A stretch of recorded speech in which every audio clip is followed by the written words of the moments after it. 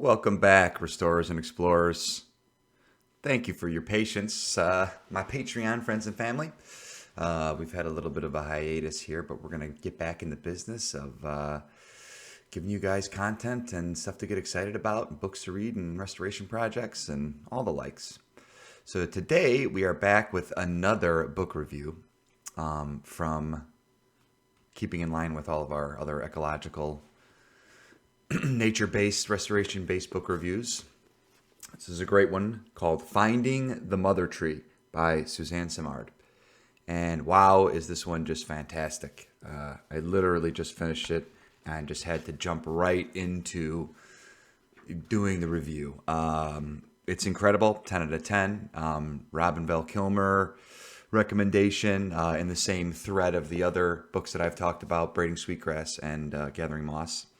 Just an incredible little journey through her life and her experience, her career in doing the research and being in the field and all that good stuff and making some wild discoveries.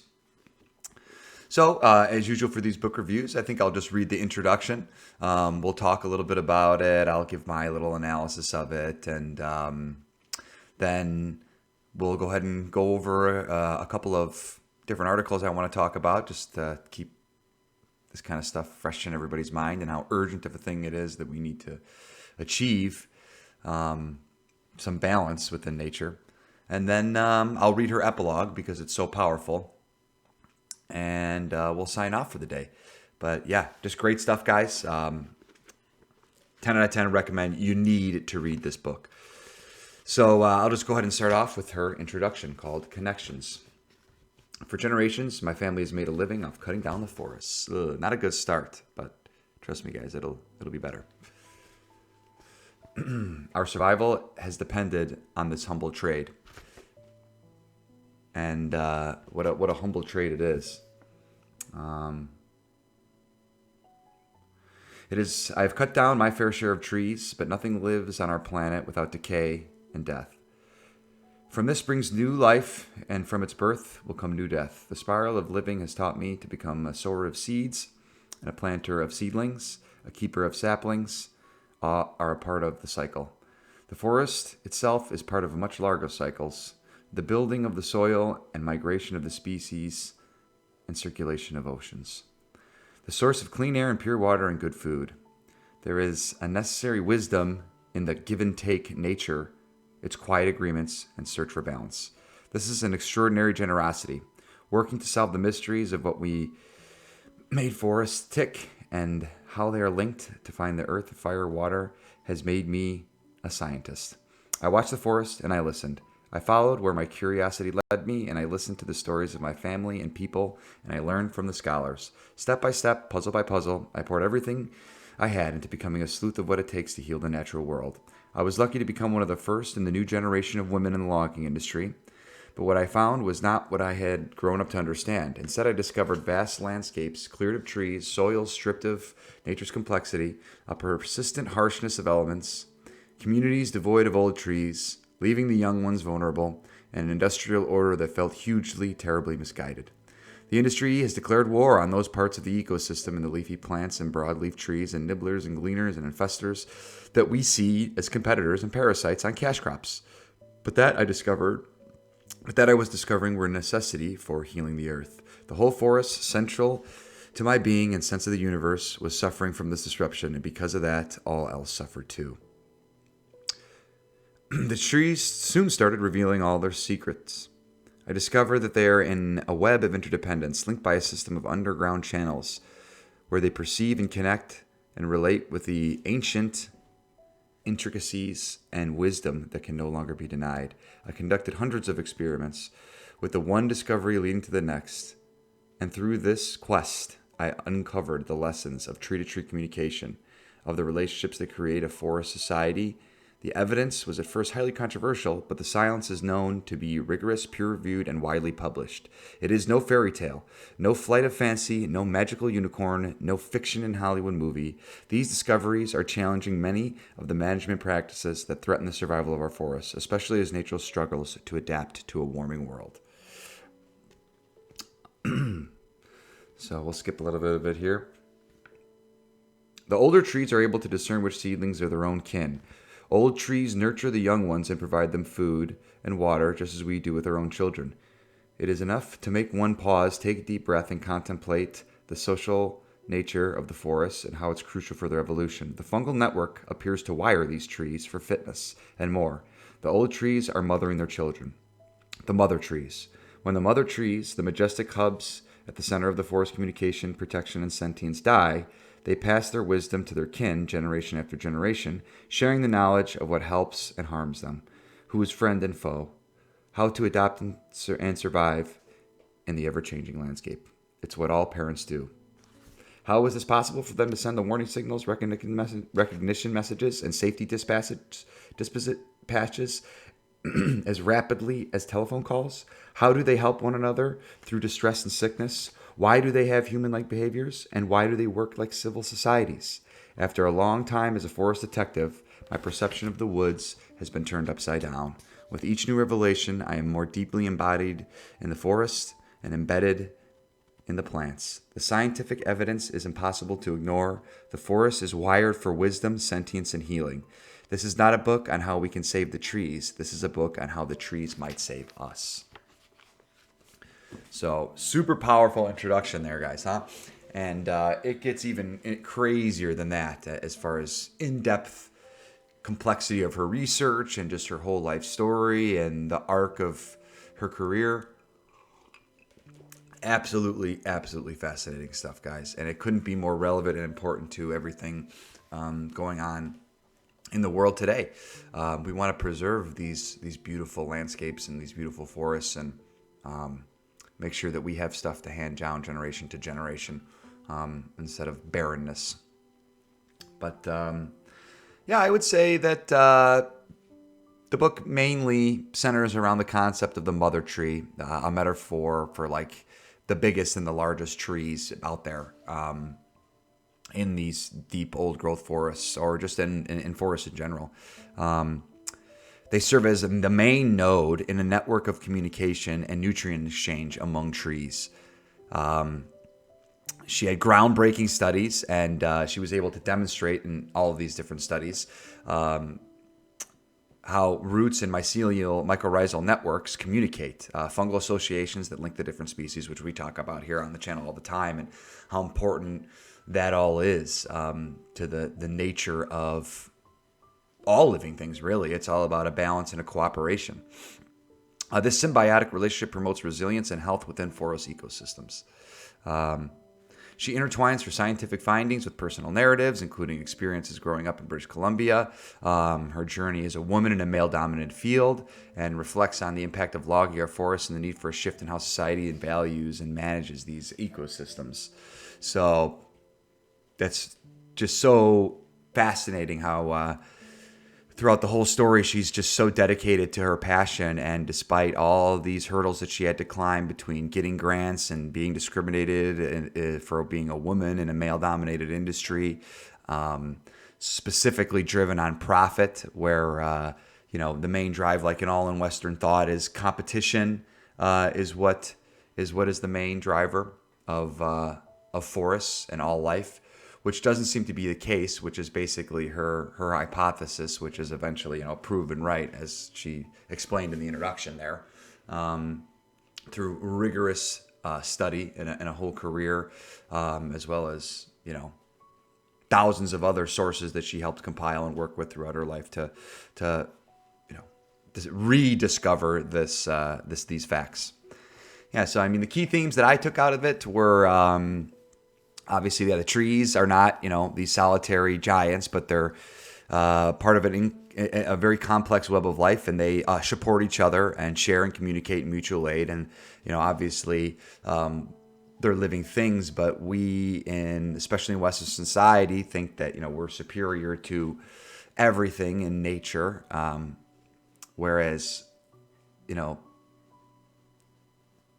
indigenous cultures were much more in tune with the cooperative oneness and interconnectedness of nature. rather than our dominance over it.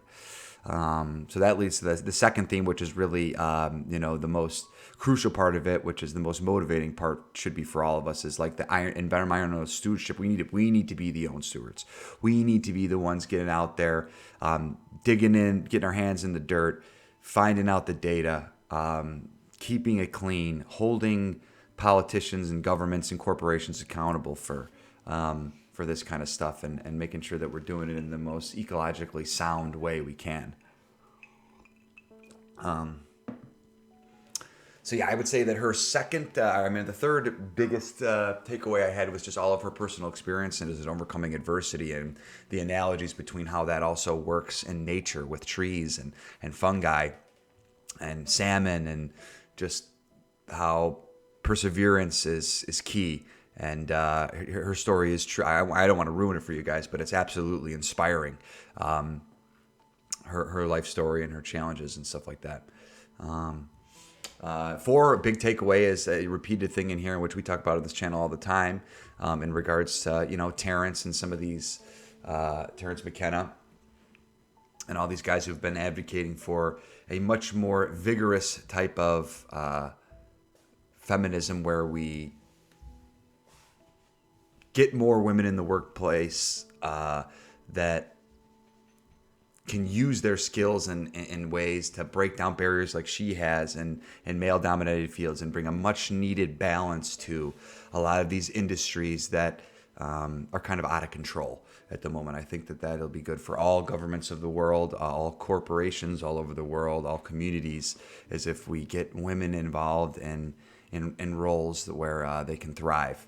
And she shares her experiences and the importance of the diversity in the scientific research. And women certainly have unique perspectives that they can bring into what was traditionally not so much a woman thing to do. But yeah, I would say, the writing style is just incredible. She's able to, blend in all of this data on the scientific research and really break down each experiment. And then the next paragraph later, weave in, really cool in a poetic way, analogy to her own life and her own experience. And she's able to break down the science, most importantly, for skull-headed people like me who, didn't rigorously dedicate themselves to academia and the hard sciences. She makes it digestible for the average person to really understand the scientific concepts, and is really good at conveying the sense of urgency that it requires, for us to change some of our ways and traditional policies on managing forests and managing the, ecological community as a whole. It's something to consider. I mean, I love watching these nature videos, because they just truly, as much as a picture or a video can, sum up the insane awe, beauty of nature in its natural habitat, when not influenced too much by not just humans but any other species. So yeah, I mean, it's just a beautiful thing. And again, she makes it very relatable, which is just awesome. I would say in conclusion that it's definitely a compelling read, and it encourages a deeper appreciation for like all the natural world. And there's some groundbreaking stuff in here that she needs to be honored and held up as a champion of conservation and ecology. And anybody that's interested in this type of stuff needs to read this book. It's a key link to gaining wisdom and re-embedding ourselves into the interconnectedness of forests and nature, and shedding some of those old ideologies of rigid superiority and purely competition that drives evolutionary biology. Yeah, beautiful stuff, guys. So just a couple of things I wanted to show you here. This is her website, the Mother Tree Project. Go ahead and check this out. There's tons of good stuff here. We'll go ahead and watch a little bit of this video here to give you an introduction to her stuff. There is no country on the planet that can walk away from the challenge and reality of climate change. Climate is changing. How we do forestry practices are going to change as climate changes because our forests are under increasing stress. And we want to match up our practices with climate, otherwise they'll fail. And we can't afford failure. She's definitely not the type of woman who This project is really trying quits, to target or design forest practices so that we create forests that are healthy and resilient as climate changes. We know in our research that mother trees communicate, and that communication happens through these direct pathways. It's called the mycorrhizal network. That network links the mother tree to all the kin and the stranger seedlings around her, and so it's like an internet. In forestry practice, we have to know that because everything that we do, like cutting forests, planting forests, all plays into what we're trying to affect species composition and productivity through our practices. This study is looking at ways that we can manage our forests so that we have forests in 20 years. And it feels like when we're out here doing it, that we're really looking so that we can keep biodiversity and carbon in the ground and grow new forests for the future. Yeah, so if you get an opportunity, check out her website here. Very good stuff. Explains about the team, all the collaboration she's got going on up there in British Columbia. You can get the newsletter and whatnot. Very cool stuff. Highly, highly recommend. You guys need to read this book. You need to read the book. And again, going back to our mycorrhizal fungi network, that's her main discovery. Back in the 90s, she was published in Nature with her big link between birches and Douglas firs exchanging carbon through mycelial networks. Just absolutely fascinating stuff. But as you can see, and in that trailer there, the sense of urgency that we have to have. I mean, a year ago when I was doing the live streams, it got too depressing to keep doing it because every day there's just a new tragedy that's happening ecologically.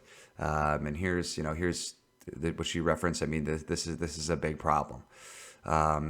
Whether you believe it's man-made or not, the temperature of the planet is rising. The data proves it. There is just there's nothing more that could be said about it. Absolutely something that should scare people. I mean, it is true that it's better that it is warming planet than it is cooling.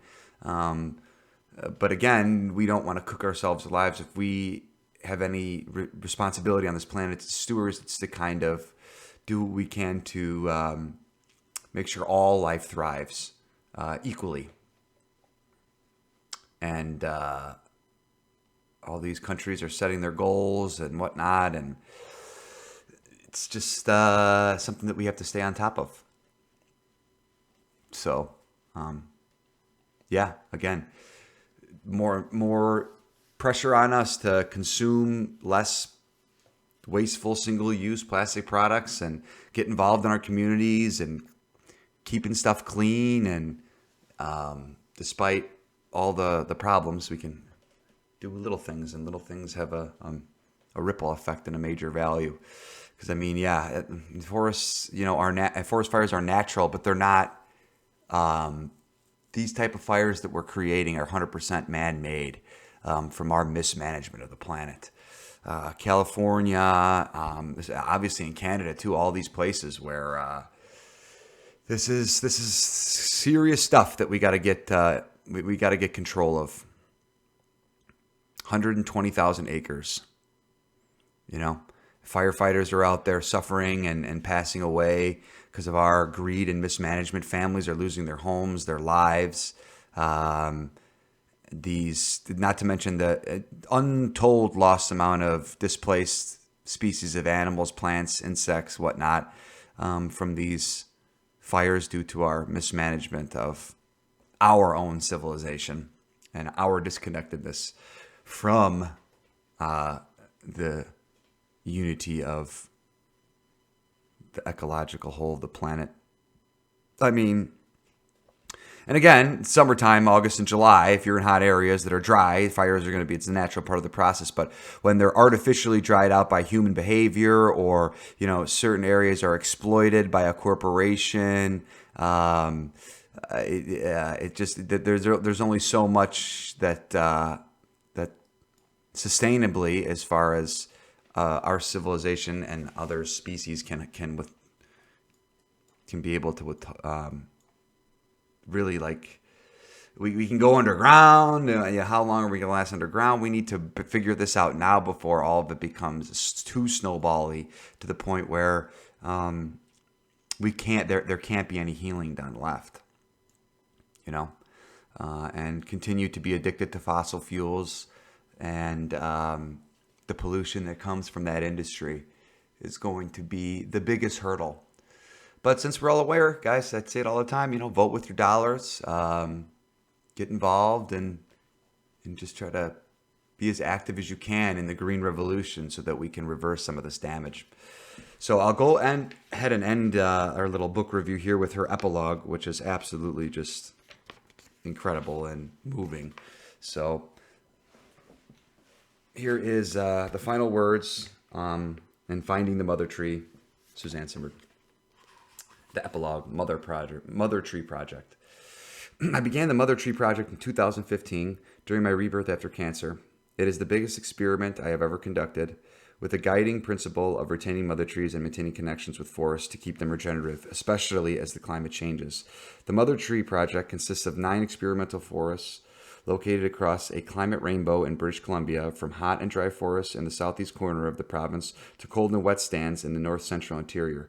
We are examining the structures and functions of the forest, how webs of relationships play out in real environments and change with forest cutting patterns in the terrain, various numbers of mother trees and plantations that contain different tree species mixtures.